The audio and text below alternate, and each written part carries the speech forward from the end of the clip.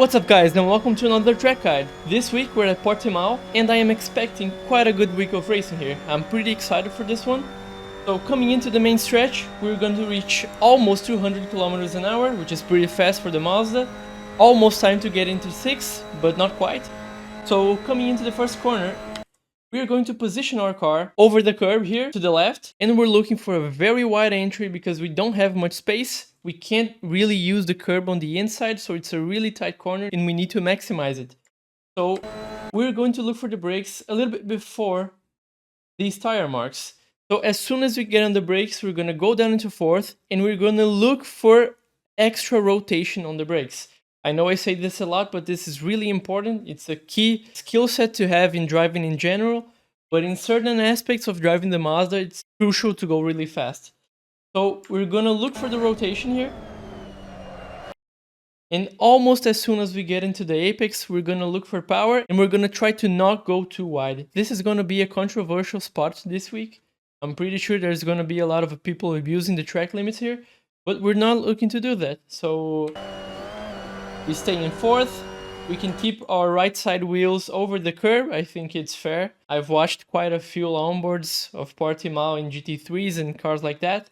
And in real life, drivers use these sort of track limits, so I took some poetic liberty to copy them. Since the RP, the wheel penalty app that we use in LFM, doesn't really catch a track cut here, it's gonna be more of a drivers policing themselves. So yeah, I think it's a fair use of track limits. So we're gonna stay in fourth, and we're gonna again position our car on the right side of the curb, and we're gonna look for the brakes almost as we reach these tire marks. We're gonna go into second and we wanna let off the brakes really softly. We don't wanna see any sort of locking up on the brakes here, and we wanna keep the car planted for a good reacceleration here on the exit because it's a really important straight.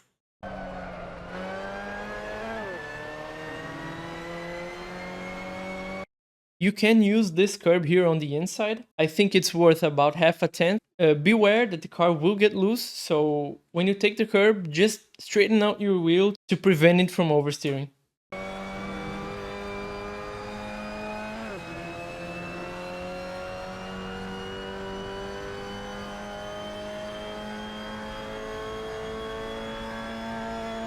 Right, into this braking zone. We're gonna look for the brakes just as soon as we get on the tire marks. We're gonna go down into second, and we don't really want to do a very wide line here. As soon as we start braking, we're gonna head a little bit to the inside. Just as soon as we hit the curb, we want to introduce a little bit of power just to give it some forward momentum, but not too much because then you will oversteer. We're gonna look for the power as soon as we're straight. You can go a little bit wide here on the exit, as you're gonna see. If you look at the track map in real life, you're gonna see that the tire marks are all going all the way out. We're not gonna abuse it that much, but just a little bit so it makes the corner flow a lot better.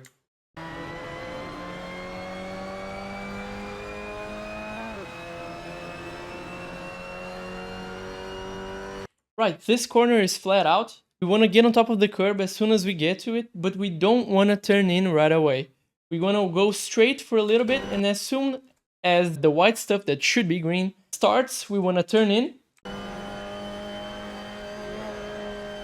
And as soon as the car is settled after the corner, we're going to look for the brakes really lightly and we're going to turn right for the next corner.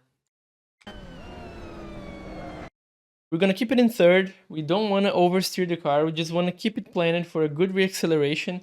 It is possible to oversteer the car here on exit, so we want to gradually get on power and roll on that speed.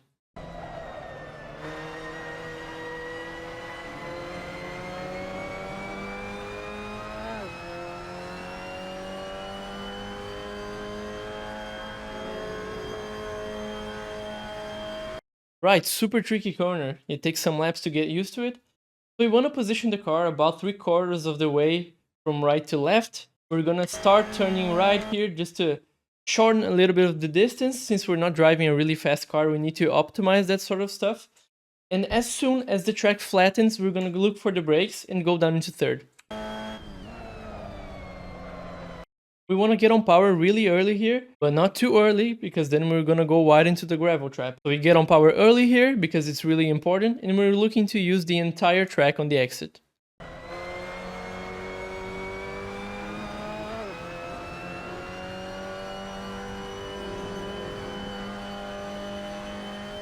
Right, difficult corner. We want to get on the brakes before the tire marks. So it's going to go from your feeling. You're going to have to try it out a few times. So if you're using my setup, you want to get on the brakes about a car length before the tire marks. When I go down into second, the car can get oversteery here, but it's not really a big deal. You just want to be able to get on power as soon as you get on the curb and quickly go into third.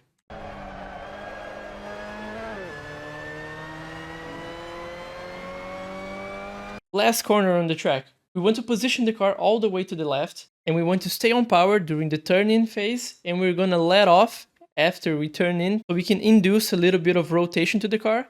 If you feel like you're going a little bit wider than you would want to, you can just dab the brakes a little bit to get the nose in, and we're looking for an early reacceleration here.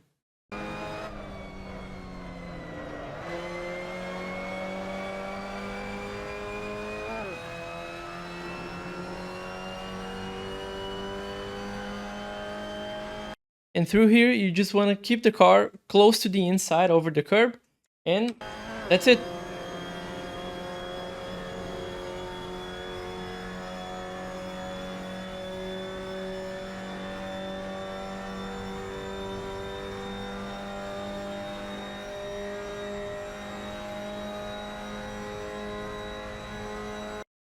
So that is the lap around Portimao with the Mazda MX-5. I hope you enjoyed it. I hope this was helpful. And if you want even more help, you can join my community on Discord, where you will find my setup, a lot of tips, one-on-one coaching sessions with me. Thank you so much for watching. I'll see you guys on the next one.